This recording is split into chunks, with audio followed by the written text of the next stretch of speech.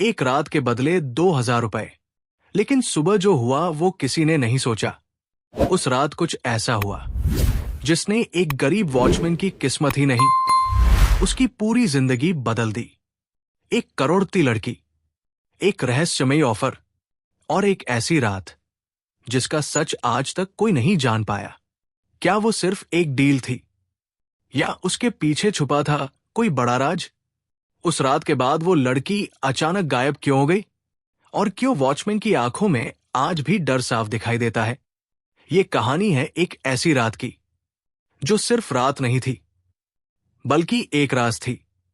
अगर आपको ऐसी ही रहस्यमयी, दिल छू लेने वाली और सस्पेंस से भरी कहानियां पसंद है तो वीडियो को लाइक जरूर करें, अपने दोस्तों के साथ शेयर करें ताकि वो भी इस कहानी का सच जान सकें। और ऐसे ही कमाल की कहानियों के लिए हमारे channel story hub by Mukesh को सब्सक्राइब करना बिल्कुल मत भूलिए। पटना शहर की एक बड़ी सोसाइटी जहां ऊंची ऊंची इमारतें, चमकती कारें और अमीर लोगों की जिंदगी हर रात रोशनी में नहाई रहती थी। लेकिन उसी सोसाइटी के गेट पर खड़ा था रामू, एक साधारण वॉचमैन जिसकी जिंदगी अंधेरे और संघर्ष से भरी थी। रामू की उम्र करीब 28 साल थी। गांव से आया हुआ, आंखों में सपने और जेब में सिर्फ जरूरतें। दिन रात गेट पर खड़ा रहना, लोगों को सलाम करना और बदले में बस कुछ ₹1,000 महीने की सैलरी। उसकी दुनिया बहुत छोटी थी। एक किराए का कमरा, बीमार मां का इलाज और हर महीने पैसों की कमी। लेकिन उस रात कुछ ऐसा होने वाला था जो उसकी दुनिया हमेशा के लिए बदलने वाला था। रात के करीब 11 बज रहे थे। सोसाइटी लगभग शांत हो चुकी थी। ठंडी हवा चल रही थी और रामू अपनी कुर्सी पर बैठा उनीदी आंखों से गेट पर नजर रख रहा था। तभी एक काली चमचमाती कार धीरे धीरे गेट के सामने आकर रुकी। रामू तुरंत उठ गया। मैडम, नमस्ते। कार का दरवाजा खुला और उसमें से उतरी एक लड़की, बहुत खूबसूरत, लेकिन उसके चेहरे पर एक अजीब सी बेचैनी थी। उसका नाम था निशा। निशा इस सोसाइटी की सबसे अमीर और रहस्यमयी लड़की थी। उसके पास सब कुछ था, पैसा, नाम, शोहरत, लेकिन वो हमेशा अकेली रहती थी। उस रात निशा ने रामू की तरफ कुछ सेकंड तक ध्यान से देखा, जैसे वो उसे पढ़ने की कोशिश कर रही हो। रामू थोड़ा असहज हो गया। मैडम, गाड़ी पार कर दूं? निशा ने धीरे से कहा। नहीं, मुझे तुमसे कुछ बात करनी है। रामू चौंक गया। एक करोड़ती लड़की उससे बात करना चाहती है, वो भी रात के 11 बजे? जी मैडम, रामू ने घबराते हुए पूछा। निशा कुछ पल चुप रही, फिर धीरे से बोली, अगर मैं तुम्हें 2,000 रुपए दूं तो क्या तुम आज रात मेरे कमरे में रुकोगे? रामू के पैरों तले जमीन खिसक गई। मैडम। उसे लगा शायद उसने गलत सुना है, लेकिन निशा की आंखें बिल्कुल गंभीर थी। उसमें कोई मजाक नहीं था। डरने की जरूरत नहीं है, निशा बोली। बस एक रात और तुम्हें 2,000 रुपए मिलेंगे। रामू के दिमाग में हजारों सवाल घूमने लगे। ये लड़की ऐसा ऑफर क्यों दे रही है? क्या वो किसी मुसीबत में है या फिर इसके पीछे कुछ और है? रामू के सामने 2 रास्ते थे। एक तरफ उसका डर, दूसरी तरफ पैसे की जरूरत। उसे अपनी मां का चेहरा याद आया। उनकी दवाई के लिए पैसे नहीं थे। 2,000 रुपए उसके लिए बहुत बड़ी रकम थी। लेकिन यह ऑफर बहुत अजीब था। मैडम, ये सब क्यों? उसने हिम्मत करके पूछा। निशा ने बस इतना कहा, तुम्हें जो करना है करो, लेकिन मुझे आज रात अकेला नहीं रहना है। उसकी आवाज में एक अजीब सा डर था, जैसे वो किसी चीज से भाग रही हो। रामू ने पहली बार महसूस किया, ये सिर्फ पैसे का मामला नहीं है। निशा सच में डरी हुई थी। लेकिन किससे? पूरी सोसाइटी में तो सुरक्षा थी। फिर भी वो एक वॉचमैन को अपने कमरे में क्यों बुला रही है? रामू के दिल की धड़कन तेज हो गई। कुछ सेकंड जो घंटों जैसे लगे।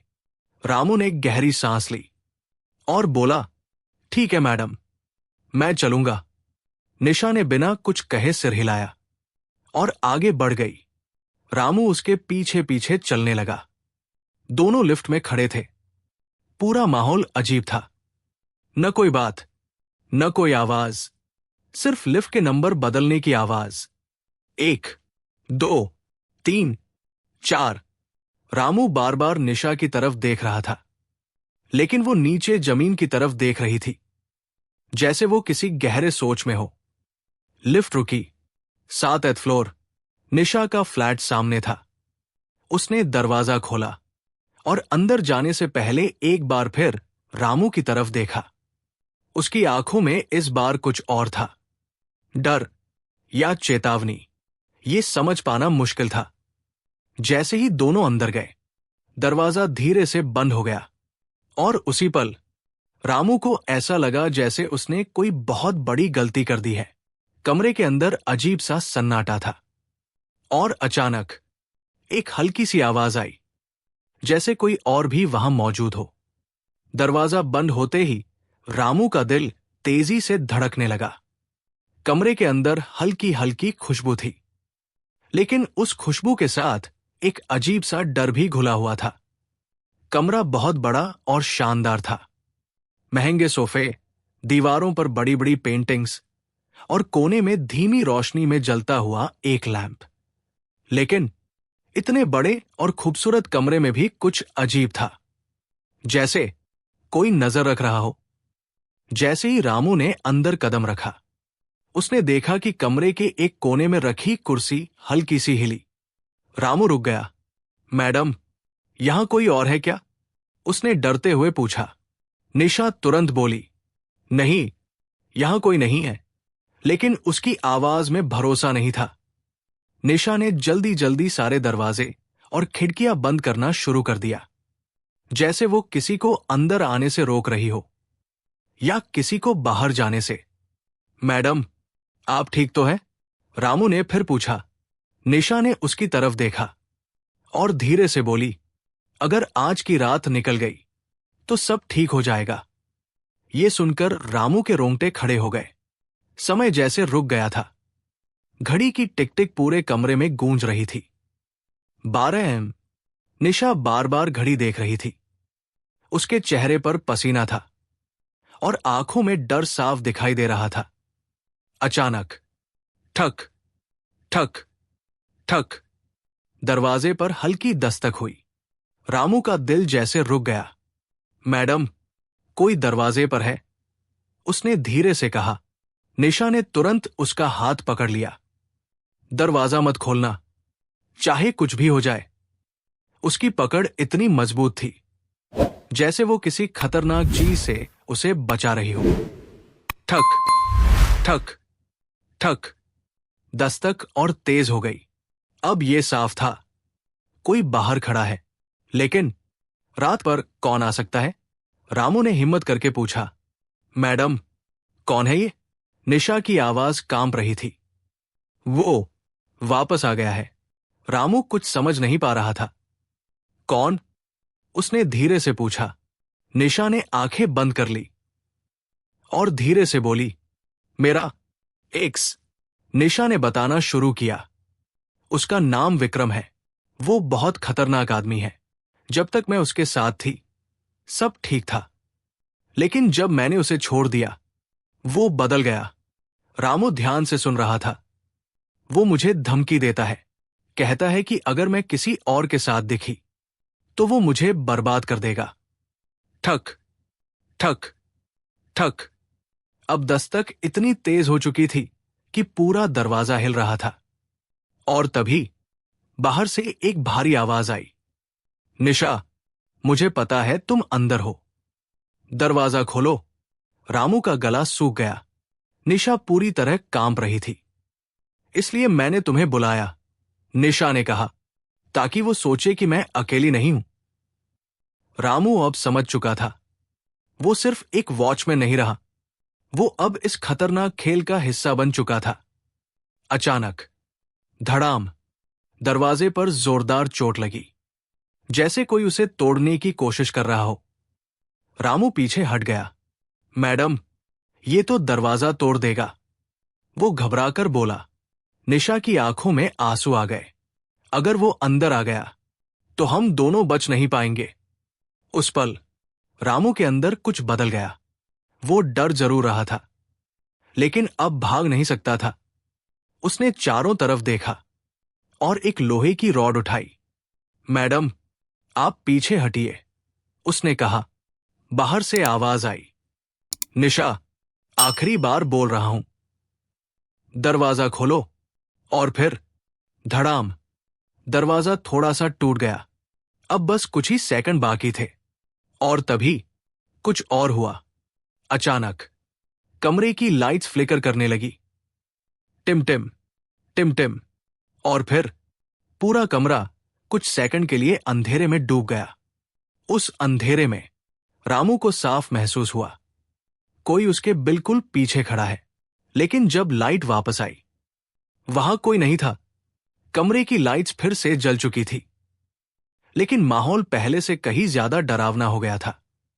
रामू के हाथ में लोहे की रॉड थी और उसकी नजर दरवाजे पर टिकी हुई थी। धड़ाम, एक और जोरदार चोट।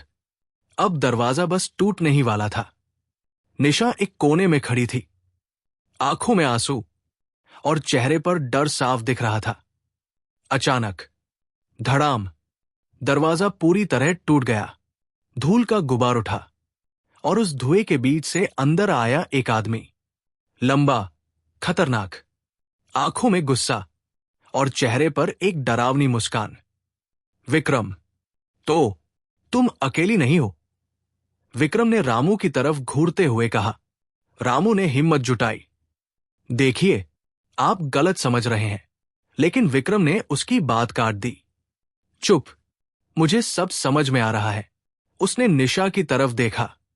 मैंने कहा था ना, अगर तुम किसी और के साथ दिखी तो अंजाम बुरा होगा, निशा ने कांपते हुए कहा। विक्रम, प्लीज ये सब छोड़ दो, अब हमारा कोई रिश्ता नहीं है। विक्रम जोर से हंसा। रिश्ता? रिश्ता तो अभी शुरू हुआ है। उसकी आवाज में पागलपन था। विक्रम धीरे धीरे रामू की तरफ बढ़ने लगा। तू, एक वॉचमैन, मेरी जगह लेगा? उसने ताना मारा। रामू ने रॉड कसकर पकड़ी। मैं किसी की जगह नहीं ले रहा, बस किसी को बचाने की कोशिश कर रहा हूं। विक्रम ने अचानक हमला कर दिया। रामू ने जैसे तैसे खुद को बचाया और जवाब में रॉड घुमा दी। ठक, रॉड विक्रम के हाथ पर लगी। विक्रम कुछ सेकंड के लिए पीछे हट गया, लेकिन उसकी आंखों में अब और ज्यादा गुस्सा था। अचानक कमरे की लाइट्स फिर से टिमटिमाने लगी। टिम टिम टिम। और फिर एक ठंडी हवा पूरे कमरे में फैल गई। विक्रम रुक गया। रामू भी ठिठक गया। निशा की आंखें डर से फैल गई। वो फिर से आ गया। रामू ने घबराकर पूछा, कौन? निशा की आवाज बहुत धीमी थी। वो जो इस घर में रहता है, निशा ने कांपते हुए कहा। ये घर पहले मेरा नहीं था। यहां एक आदमी रहता था। उसकी मौत बहुत रहस्यमयी थी। रामू के रोंगटे खड़े हो गए। और तब से हर रात। निशा बोलते बोलते रुक गई। चटाक, दीवार पर लगा बड़ा आईना अचानक टूट गया। कांच के टुकड़े पूरे कमरे में फैल गए। विक्रम भी अब डर गया था। ये क्या हो रहा है? रामू ने साफ महसूस किया। कोई है, लेकिन दिख नहीं रहा। जैसे कोई उनके बीच खड़ा हो, उन्हें देख रहा हो। कमरे के कोने में एक परछाई धीरे धीरे उभरने लगी। पहले धुंधली, फिर साफ। एक आदमी का चेहरा, खून से लथपथ, आंखें पूरी तरह काली। निशा जोर से चिल्लाई। वो आ गया। विक्रम पीछे हट गया। ये क्या है? रामू की सांसें रुक गई। वो समझ चुका था, ये सिर्फ इंसानों की लड़ाई नहीं थी। वो परछाई धीरे धीरे उनकी तरफ बढ़ने लगी। कमरे का तापमान अचानक बहुत ठंडा हो गया। लाइट्स लगातार फ्लिकर हो रही थी। निशा रोते हुए बोली, मैं अकेली नहीं रह सकती। जब भी मैं अकेली होती हूं, वो मुझे दिखाई देता है। रामू अब सब समझ गया, इसलिए निशा ने उसे बुलाया था। ये 2,000 रुपए सिर्फ पैसे नहीं थे, ये डर से बचने की कीमत थी। विक्रम गुस्से में आया था, रामू मजबूरी में आया था और निशा डर से भाग रही थी। लेकिन अब तीनों एक ही जाल में फंस चुके थे। वो परछाई अब बिल्कुल सामने थी। उसने धीरे से हाथ उठाया और निशा की तरफ इशारा किया। कमरे में सन्नाटा था, लेकिन वो सन्नाटा मौत से भी ज्यादा खतरनाक लग रहा था। वो परछाई अब बिल्कुल सामने थी। उसकी काली आंखें सीधे निशा पर टिकी हुई थी। रामू का दिल इतनी तेज धड़क रहा था कि जैसे अभी बाहर आ जाएगा। विक्रम, जो कुछ देर पहले तक गुस्से में था, अब डर से पीछे हट चुका था। वो परछाई धीरे धीरे निशा की तरफ बढ़ने लगी। निशा पीछे हटते हुए दीवार से टकरा गई। नहीं, प्लीज, मुझे छोड़ दो, उसकी आवाज कांप रही थी। रामू ने हिम्मत जुटाई। तुम कौन हो? क्या चाहते हो? अचानक कमरे में एक भारी गूंजती हुई आवाज सुनाई दी। इसे यहां नहीं रहना चाहिए। वो आवाज इंसान जैसी नहीं थी, जैसे कई आवाजें एक साथ बोल रही हों। रामू ने तुरंत पूछा, क्यों? इसने क्या किया है? कुछ सेकंड का सन्नाटा, फिर वो आवाज आई, इसने मुझे मरने दिया। रामू ने हैरानी से निशा की तरफ देखा। मैडम, ये क्या कह रहा है? निशा की आंखों से आंसू बहने लगे। वो जमीन पर बैठ गई और धीरे धीरे सच बोलना शुरू किया। कुछ साल पहले मैं इस फ्लैट में नई नई आई थी। यहां एक आदमी रहता था, राजेश। एक रात उसने मुझसे मदद मांगी। वो बहुत घायल था, खून बह रहा था। रामू ध्यान से सुन रहा था, लेकिन मैं डर गई। मैंने दरवाजा नहीं खोला। निशा रोते हुए बोली, अगर मैं उस दिन दरवाजा खोल देती तो शायद वो बच जाता। कमरे में सन्नाटा छा गया। अब सब समझ में आ रहा था। वो परछाई फिर बोली, मैं मदद मांग रहा था, लेकिन इसने मुझे मरने दिया। उसकी आवाज में दर्द था और गुस्सा भी। रामू ने हिम्मत करके कहा, उसने गलती की है, लेकिन जानबूझकर नहीं। विक्रम भी अब धीरे से बोला, हां, वो डर गई थी। हर कोई डर जाता। कुछ सेकंड तक सब शांत रहा। फिर वो परछाई बोली, अगर ये सच में पछता रही है तो इसे साबित करना होगा। कमरे की सारी लाइट्स बंद हो गई। पूरा कमरा अंधेरे में डूब गया। सिर्फ एक हल्की सी नीली रोशनी बची और उस रोशनी में निशा के सामने एक दरवाजा दिखाई दिया। वो आवाज आई, इस दरवाजे के पीछे वही दर्द है जो मैंने महसूस किया था। अगर तुमने इसे सह लिया तो मैं तुम्हें छोड़ दूंगा। निशा कांप रही थी, लेकिन इस बार उसने भागने की कोशिश नहीं की। उसने आंसू पोंछे और धीरे धीरे उस दरवाजे की तरफ बढ़ने लगी। रामू चिल्लाया, मैडम, मत जाइए। लेकिन निशा रुक गई और पीछे मुड़कर बोली, अगर आज मैं नहीं गई तो मैं कभी खुद को माफ नहीं कर पाऊंगी। निशा ने दरवाजा खोला और अंदर चली गई। दरवाजा अपने आप बंद हो गया। कुछ सेकंड, फिर मिनट। रामू और विक्रम बस खड़े रहे। अचानक अंदर से एक चीख सुनाई दी, आह! रामू का दिल टूट गया। मैडम! सब कुछ शांत हो गया। कमरे में फिर से वही सन्नाटा।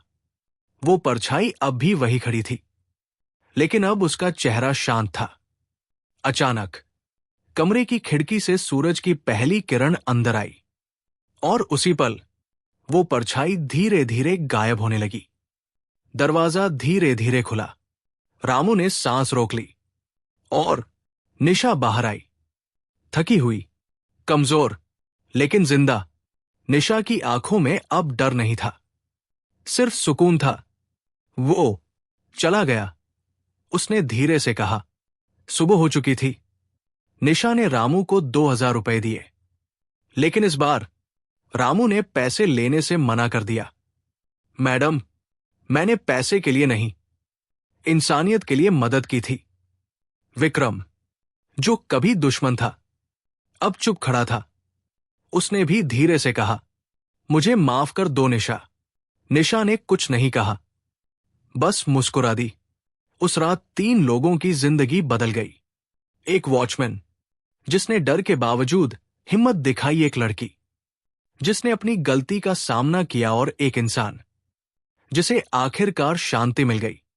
कभी कभी जिंदगी हमें दूसरा मौका देती है, लेकिन हर बार नहीं।